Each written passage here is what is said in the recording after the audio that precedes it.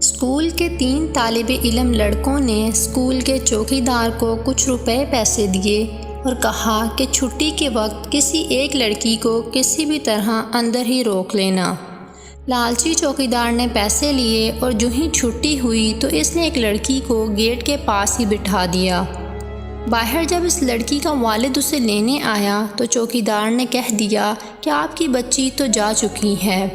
جب والد چلا گیا تو چوکیدار نے اسے کہا کہ آپ کے ابو آ جائیں گے، آپ ٹینشن نہ لو اور اندر کلاس میں جا کر بیٹھ جاؤ، جب کوئی آئے گا تو میں تمہیں اطلاع کر دوں گا۔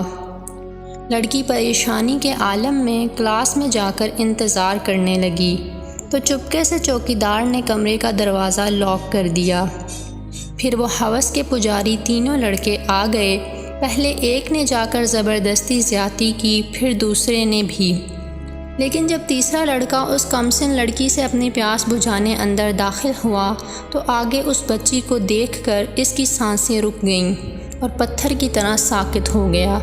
جانتے ہیں کیوں؟ کیونکہ آگے وہ لڑکی اس لڑکے کی بہن تھی۔